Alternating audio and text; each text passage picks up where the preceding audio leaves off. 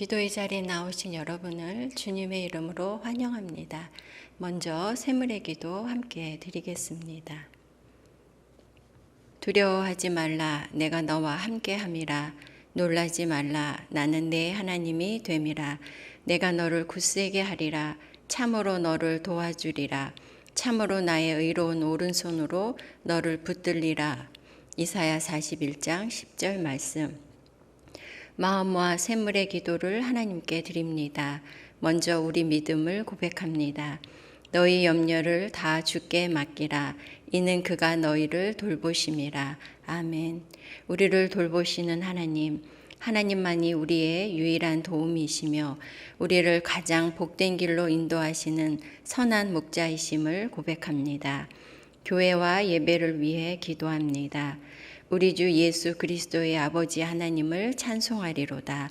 그의 많으신 긍휼대로 예수 그리스도를 죽은 자 가운데서 부활하게 하심으로 말미암아 우리를 거듭나게 하사 산 소망이 있게 하시며 아멘. 산 소망을 주신 하나님, 우리를 구원하여 주신 하나님의 은혜를 기억하는 교회 되게 하옵소서. 매주 드리는 예배 가운데 구원의 감격이 흘러넘치게 하옵소서. 목장과 성도들을 위해 기도합니다. 너희 마음에 그리스도를 주로 삼아 거룩하게 하고 너희 속에 있는 소망에 관한 이유를 묻는 자에게는 대답할 것을 항상 준비하되 온유와 두려움으로 하고 아멘. 한 영혼을 천하보다 귀하게 여기시는 주님, 모든 목장이 VIP를 품게 하시고 VIP들이 목장을 통해 주님을 알게 되는 은혜를 허락하여 주옵소서. 가족 구원을 위해 기도하는 성도들의 간구에 속히 응답하여 주옵소서. 다음 세대와 청년을 위해 기도합니다. 예수를 너희가 보지 못하였으나 사랑하는도다. 이제도 보지 못하나 믿고 말할 수 없는 영광스러운 즐거움으로 기뻐하니 아멘. 믿음을 주시는 하나님, 다음 세대와 청년들에게 믿음을 선물해 주옵소서. 예수님을 아는 지식이 세상에서 가장 고상한 지식임을 알게 하시고 주님과 동행하는 기쁨을 누리게 하옵소서. 나라와 선교를 위해 기도합니다. 인간의 모든 제도를 주를 위하여 순종하되 혹은 위에 있는 왕이나 혹은 그가 악행하는 자를 징벌하고 선행하는 자를 포상하기 위하여 보낸 총독에게 하라. 아멘. 나라와 열방의 주인이신 하나님, 이 나라의 위정자들이 공의로운 지도자들이 되게 하시고 겸손히 국민을 섬기게 하옵소서. 샘물의 선교사님들을 기억하시고 선교사님들을 통해 복음의 열매가 풍성히 맺히게 하옵소서. 오늘도 우리의 걸음을 책임지시고 인도하시는 예수님의 이름으로 기도하옵나이다. 아멘. 함께 나눌 말씀은 잠언 15장 16절에서 28절 말씀입니다. 너는 꿀을 보거든 조카리만큼 먹으라. 과식함으로 토할까 두려우니라. 너는 이웃집에 자주 다니지 말라. 그가 너를 싫어하며 미워할까 두려우니라. 자기의 이웃을 쳐서 거짓 증거하는 사람은 방망이요 칼이요 뾰족한 화살이니라. 환난 날에 진실하지 못한 자를 의뢰하는 것은 부러진 이와 위골된 발 같으니라. 마음이 상한 자에게 노래하는 것은 추운 날에 옷을 벗음 같고 소다 위에 식초를 부음 같으니라. 네 원수가 배고파하거든 음식을 먹이고 목말라 하거든 물을 마시게 하라. 그리하는 것은 핀 숯을 그의 머리에 놓는 것과 일반이요 여호와께서 내게 갚아 주시리라. 북풍이 비를 일으킴같이 참소하는 혀는 사람의 얼굴에 분을 일으키느니라. 다투는 여인과 함께 큰 집에서 사는 것보다 움막에서 혼자 사는 것이 나으니라. 먼 땅에서 오는 좋은 기별은 목마른 사람에게 냉수와 같으니라. 의인이 악인 앞에 굴복하는 것은 우물이 흐려짐과 샘이 더러워짐과 같으니라. 꿀을 많이 먹는 것이 좋지 못하고 자기의 영예를 구하는 것이 헛되니라.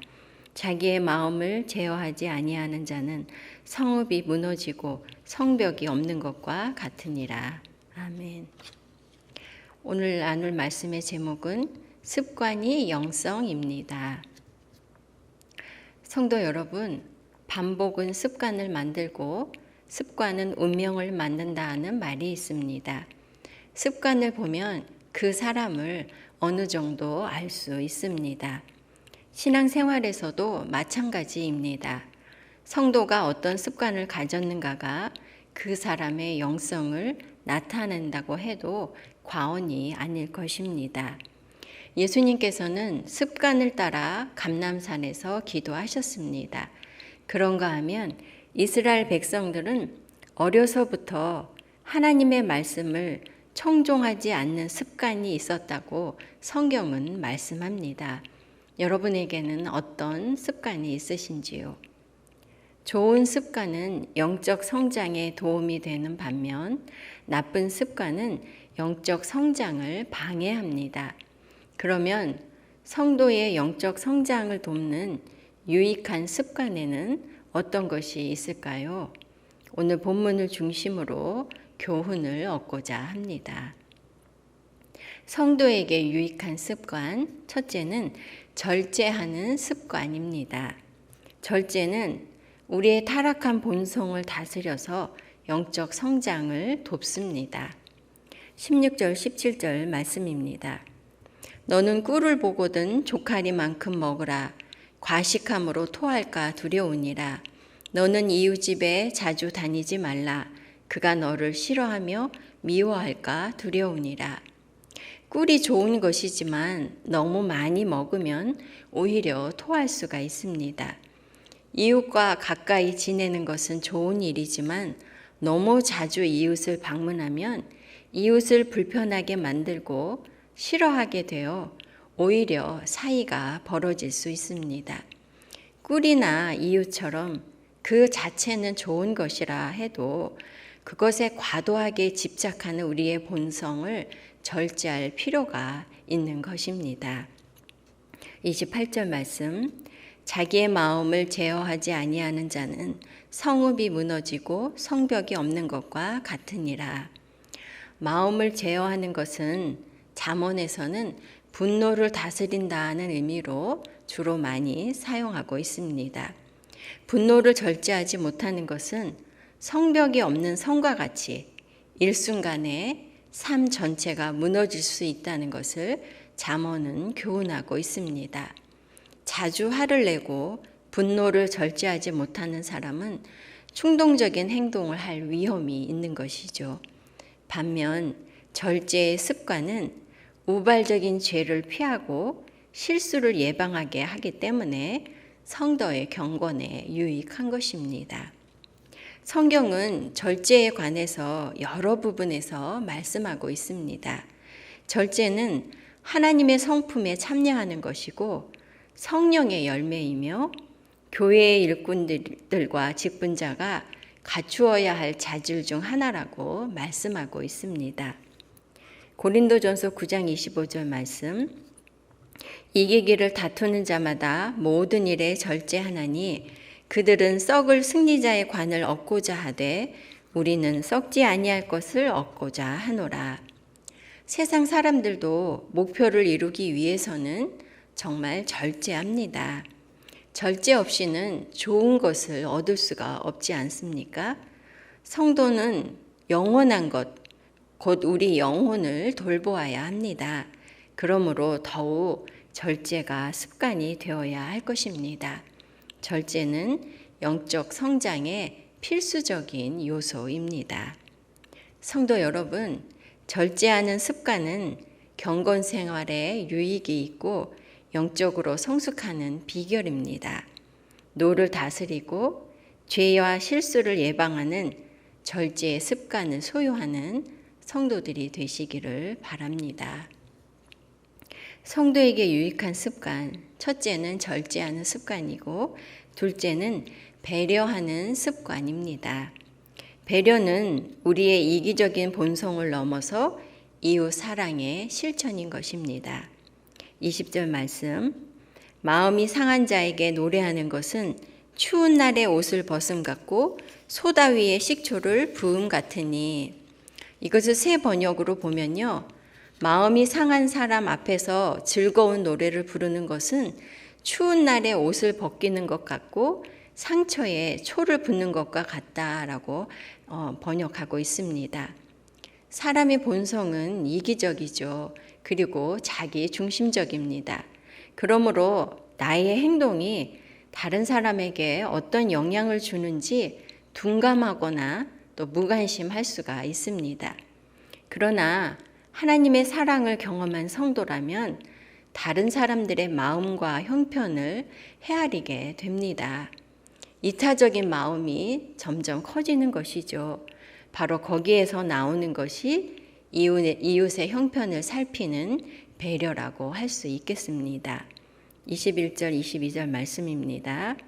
내 원수가 배고파 하거든 음식을 먹이고 목말라 하거든 물을 마시게 하라. 그리하는 것은 핀 숯을 그의 머리에 놓는 것과 일반이요 여호와께서 내게 갚아 주시리라. 원수에게 복수하는 대신에 그를 선대하는 것은 원수의 마음까지도 열리게 합니다. 이웃에게 선을 베풀고 배려하되 원수에게까지 그렇게 하라는 것이 성경의 가르침입니다. 출애굽기 23장 4절과 5절 말씀에 보면 내 원수의 낙이나 소가 길을 잃은 것을 보면 그것을 반드시 주인에게 돌려주라는 겁니다. 모른 척 하지 말라는 거죠. 또 내 원수의 나귀가 짐을 싣고 가다가 쓰러지면 그 나귀를 다시 일으켜 세워주라고 성경은 말씀하고 있습니다.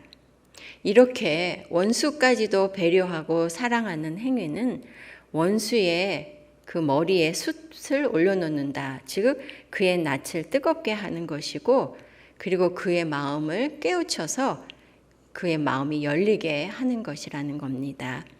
이렇듯 원수라도 우리의 선대와 배려 때문에 그 마음에 감동을 받고 마음이 열리게 될 수 있다는 것입니다. 24절 말씀, 다투는 여인과 함께 큰 집에서 사는 것보다 움막에서 혼자 사는 것이 나으니라. 이 잠언 말씀은 서로 간에 다툼이 있을 때 그 갈등을 피하기 위해서 관계를 단절하라 이런 의미로 이해하는 경우가 종종 있는데요. 본래의 이 의미는 상대방의 화가 가라앉을 때까지 거리를 두고 기다리라는 그런 의미가 담겨 있습니다. 이것은 관계를 단절하는 게 아니라 화가 난 사람을 배려하라는 그 의미인 것이죠. 성도 여러분, 배려는 이웃 사랑의 구체적인 실천입니다. 배려하는 습관은 원수까지도 구원으로 초대하는 기회를 얻을 수 있습니다. 우리에게 배려가 습관이 되기를 간절히 바랍니다. 성도에게 유익한 습관, 첫째는 절제하는 습관이고, 둘째는 배려하는 습관입니다. 그리고 셋째는 정직의 습관입니다. 성도에게 정직은 세상에 영향력을 끼치는 힘입니다. 18절 말씀, 자기의 이웃을 쳐서 거짓 증거하는 사람은 방망이요 칼이요 뾰족한 화살이니라. 세상에서는 다른 사람들의 말로 인해 상처를 받거나 아픔을 겪는 일들이 참 많이 있습니다. 그 중에서도 거짓말로 이웃에게 불리한 증언을 하는 경우에는 정말 그 말이 그 사람에게는 마치 망치나 칼이나 또 날카로운 화살처럼 그 사람을 해치는 무기가 될 것입니다. 평생 치유할 수 없는 상처를 주기도 하는 것이죠. 그러므로 성도는 말에 있어서 언제나 정직해야 하겠습니다. 19절 말씀, 환난 날에 진실하지 못한 자를 의뢰하는 것은 부러진 이와 위골된 발 같으니라. 본문에서 부러진 이, 위골된 발은 내가 의지하는 사람이 결정적인 순간에 배신하는 것을 가리키는 표현이라고 할 수 있습니다. 그런데 세상에는 이런 일들이 적지 않죠. 거짓말을 하고도 뻔뻔한 사람들도 있습니다.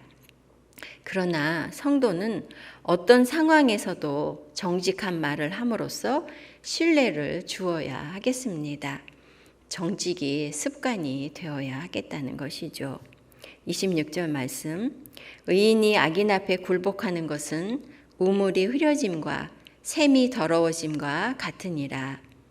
의인이 악인 앞에 무릎을 꿇는 것은 흐려진 샘물과 같고 오염된 우물과 같다라고도 번역할 수 있습니다. 어떤 사람이 뇌물이나 혹은 억압에 의해서 거짓으로 증언을 하거나 혹은 불의한 일에 동참하게 되는 것을 말씀하는 것입니다. 이렇게 의인이 악인의 죄에 동참하는 것은 마치 우물물이 흐려지고 샘물이 더러워져서 오염되는 것과 같다고 말씀합니다. 성도 여러분, 오염된 물은 누구도 마실 수가 없고 쓸모가 없습니다. 예수님께서 성도에게 세상의 빛이요 소금이라고 말씀하셨습니다. 그러나 소금이 그 맛을 잃으면 아무짝에도 쓸데가 없어서 밖에 버리고 사람의 발에 밟힌다고 말씀하셨습니다. 성도 여러분, 성도에게 정직은 힘입니다. 정직할 때 세상의 빛과 소금의 역할을 할 수 있습니다. 세상에 선한 영향력을 끼칠 수 있도록 정직이 습관이 되는 성도가 되어야 하겠습니다. 말씀을 마무리하겠습니다. 성도에게 습관은 곧 영성이라고도 할 수 있겠습니다. 성도에게 유익한 습관은 절제하는 습관입니다. 절제는 죄의 본성을 다스려 우리에게 영적 성장을 가져옵니다.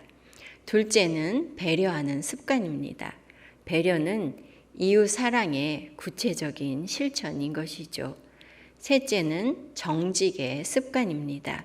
정직은 성도가 세상에서 빛과 소금의 역할을 할 수 있는 힘이라고 할 수 있겠습니다. 우리 샘물의 성도들이 절제와 배려와 그리고 정직이 습관이 되는 성숙한 성도가 되기를 간절히 바랍니다. 아멘. 주신 말씀 가지고 함께 기도하겠습니다. 첫째는 절제와 배려와 정직이 습관이 되게 하소서. 두 번째는 이제 내일부터 추석 연휴가 시작됩니다. 긴 연휴에 출타하는 우리 샘물 가족들이 건강하고 안전하게 다녀오게 하시고 가족들과의 만남에 사랑과 섬김으로 기쁘고 행복한 만남이 되도록 기도해 주시고요. 할 수 있으면 믿지 않는 가족들에게 예수님을 소개할 수 있는 기회가 되도록 기도해 주시기 바랍니다. 세 번째는 입시 중인 자녀들, 건강에 연약한 성도들 위해 기도해 주시고 여러분들의 기도 제목으로 기도하시기 바랍니다. 기도하겠습니다.